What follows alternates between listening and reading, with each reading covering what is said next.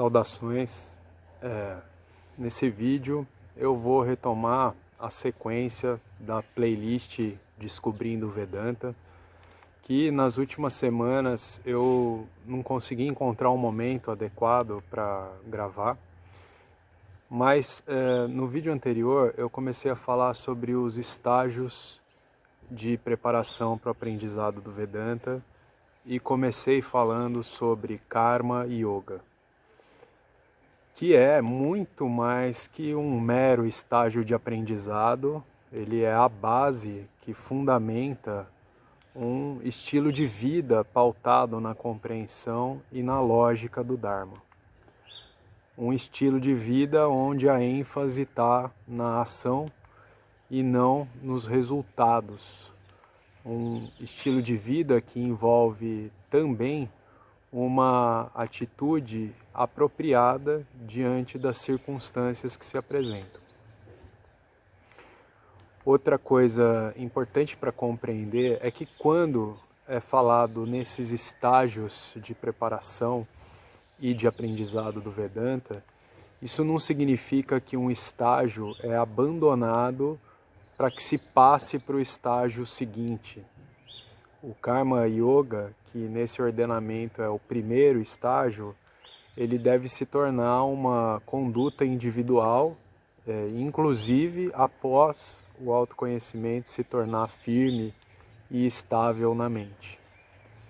É claro que a ação como Karma Yogi se torna algo bastante natural para quem estabelece autoconhecimento, sobretudo no que diz respeito ao apego aos resultados, que é algo que já não faz sentido para quem realizou o conhecimento de si, se apegar a resultados para a própria satisfação.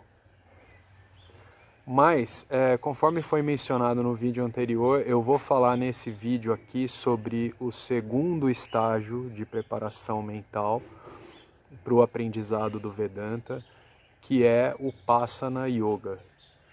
O Passana Yoga é um conjunto de práticas para a disciplina mental, através das meditações.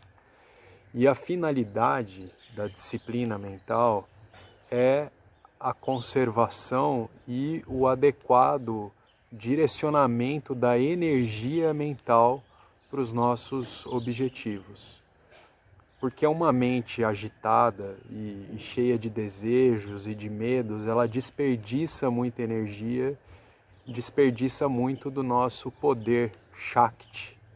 E a gente precisa desse poder, esse Shakti, para atingir os nossos objetivos. Mas para o estudante de Vedanta, o objetivo é somente um. E é para esse objetivo que ele deve ter uma disciplina para a mente. E esse objetivo do estudante de Vedanta é moksha, a liberação através do autoconhecimento. Bom, o conjunto de disciplinas do Upasana Yoga, ele não se restringe à meditação, porque antes de exercer uma prática meditativa, nós também precisamos ficar atentos a outros níveis da disciplina mental, que vão inclusive interferir na qualidade da meditação. O primeiro nível de disciplina no Upasana Yoga é o do corpo físico.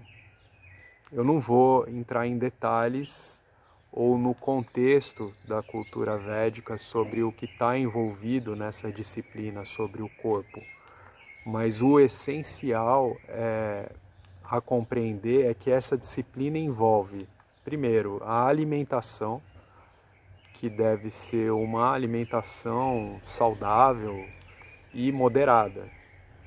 O sono, né, que também precisa ser respeitado, a gente precisa dormir o suficiente e também deve ser um sono moderado e regulado, com frequência de horário adequada.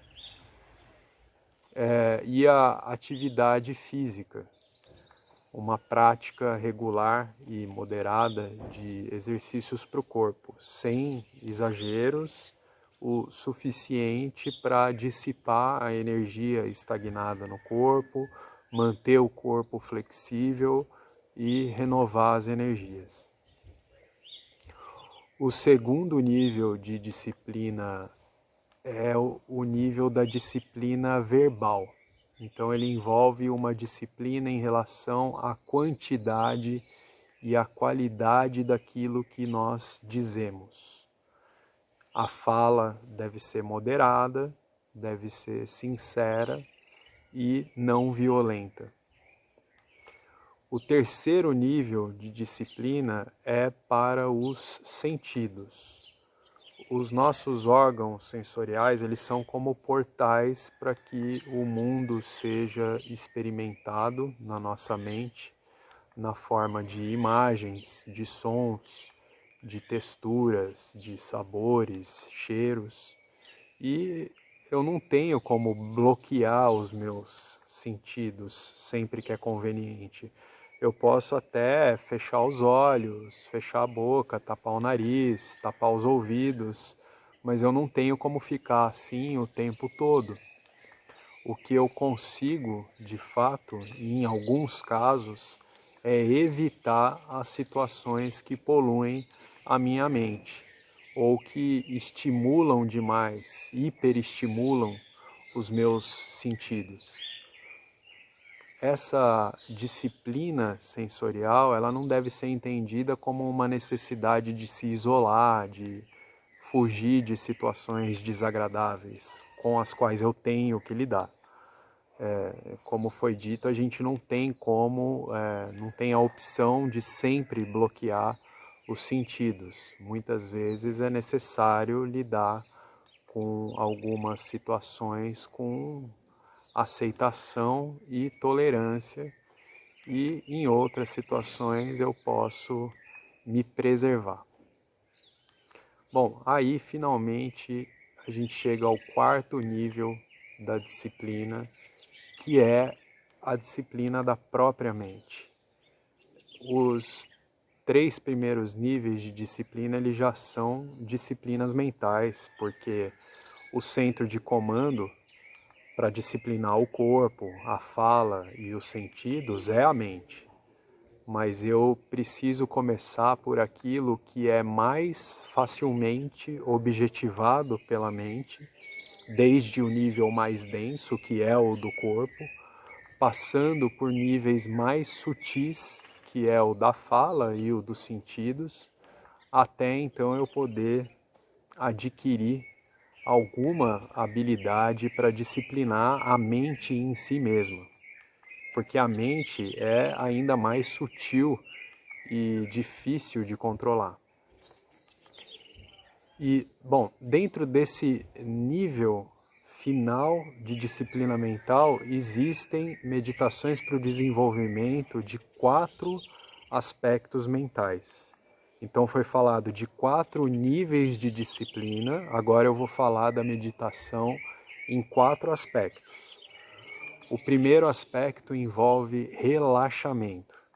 As meditações para o relaxamento mental, elas podem ser praticadas através da observação de coisas que simplesmente acontecem, independente da minha ação.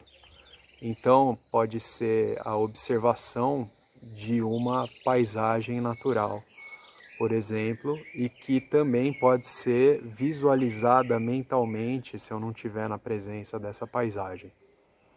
Pode ser a observação da própria respiração, fluindo naturalmente. Pode ser ouvir um mantra ou então uma música relaxante que propicia um estado meditativo. E também pode ser a repetição de uma autossugestão, tal como eu me sinto completamente relaxado, ou então eu estou completamente relaxado, ou eu sou completamente relaxado. Pois bem, aí o segundo aspecto de disciplina mental é o da concentração. as meditações para concentração mental, elas servem para o desenvolvimento da nossa capacidade de foco. Tradicionalmente, esse tipo de meditação é feita com a repetição de mantras ou com a repetição de nomes de divindades, que é o que é conhecido como meditação japa. As divindades, elas são diferentes símbolos para um mesmo. Então, eu posso repetir, por exemplo, Om Namah Shivaya várias vezes, Om Namah Shivaya, e eu fico repetindo essa reverência a Shiva, ou então uma reverência a Krishna, Hare Krishna, Hare Krishna, Hare Krishna. Então eu estou reverenciando a única realidade e a totalidade da criação com a minha mente focada no nome de uma divindade. Esse tipo de disciplina de concentração mental também é feita com a repetição de versos dos ensinamentos das escrituras védicas. Bom, o terceiro aspecto das práticas de disciplina mental é a expansão. As meditações para expansão mental, elas servem literalmente para expandir as minhas perspectivas, ou seja, serve para que eu possa me compreender como parte da totalidade da criação. Então, assim, com alguma contemplação sobre essa totalidade, não é difícil concluir que a minha existência individual, ela é dependente dessa imensa totalidade do universo, enquanto o universo tem zero dependência da minha existência individual para manter o seu funcionamento. É muito comum ver pessoas agindo motivadas por um senso de autoimportância que elas não têm realmente. Ninguém tem. Nem quem detém os maiores poderes sobre a sociedade, chefiando corporações, chefiando governos, nem esses eles são livres de situações que podem impedir que eles tenham aquilo que eles querem. Nenhuma pessoa pode de fato controlar o mundo e ninguém está livre das leis universais do karma. É preciso estabelecer uma compreensão dessa ordem maior, da qual eu dependo, para que então eu me coloque no meu devido lugar. Essa compreensão faz com que eu passe a dar atenção ao que realmente importa e deixe de investir a minha atenção no que é desnecessário, no que é supérfluo, no que é fútil. Bom, essa compreensão pode fazer a gente encarar também com bastante aceitação e maturidade as perdas e tudo aquilo que pode parecer uma grande tragédia dentro da pequena esfera da minha experiência individual.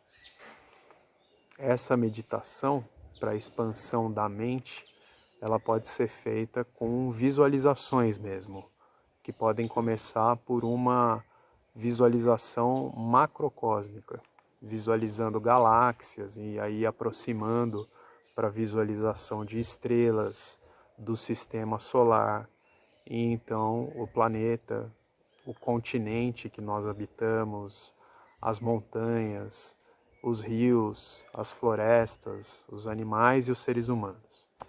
E ela pode ser aplicada também meditando sobre uma perspectiva ainda mais microcósmica do que a nossa individual, visualizando então as células e as organelas funcionando dentro das células, o DNA, os átomos, os elétrons, E então essa viagem visual, ela também pode ser inversa e pode partir desde o campo intratômico para o macrocosmo, ou partir da minha existência individual com os meus problemas específicos para a ordem planetária com todos os povos do mundo, com as suas culturas, com as suas belezas e os seus conflitos e doenças também.